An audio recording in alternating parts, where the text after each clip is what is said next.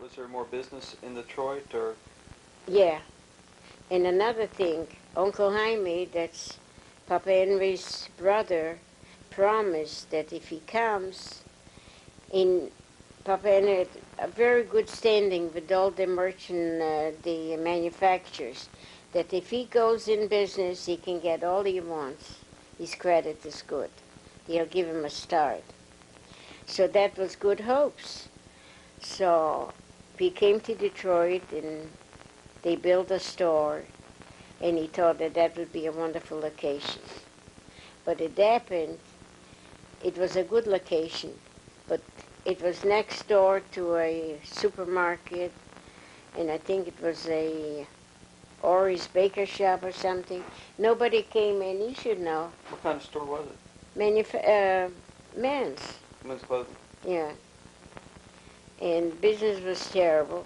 We lost everything because we didn't have too much of our own money, so Uncle Jaime invested money.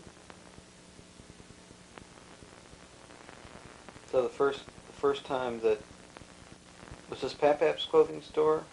Was this Papap's clothing store? Yeah. Faber's Menswear. And this was in? That was in Detroit on Harper and Chalmer. I think so, Sander. I think it was Harper and Chalmer. But then we kept on moving, finding good location.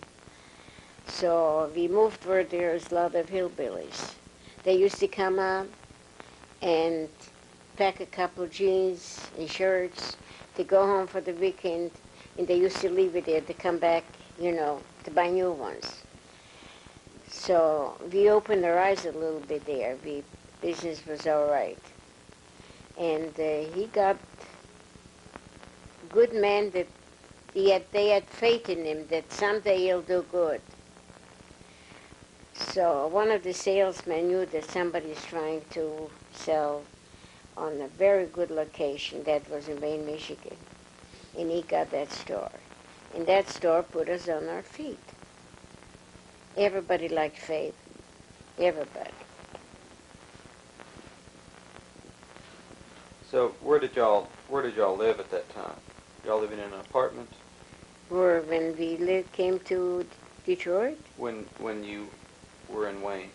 Oh, we had a little house first. Then we lived in the apartment where we had a swimming pool. Mm-hmm. What was the name of those apartments, you remember? Lazar Manor.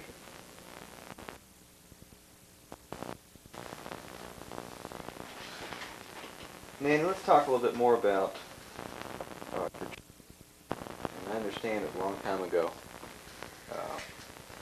but it's very interesting to us to know about the little day-to-day things. Like when you were at school, what it was like to go to school.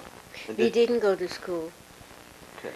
We didn't because my mother used to say, Sander, why don't you give more time to the kids, to us, He says, my children should know just from listening, because he used to dictate and then collect the papers from the pupils.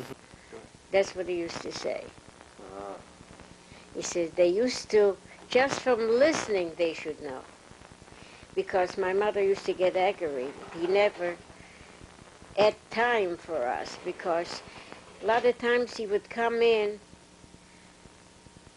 maybe 10, 11 o'clock at night, because he used to give those lessons that late to the house. He used to go, because a lot of them couldn't come to us, so he used to go to them.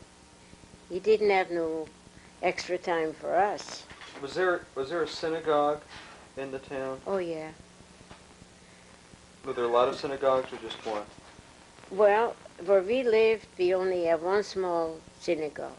But they had big synagogues in Mogilov, in a big city. So whoever belonged, they used to go to commute with the boats.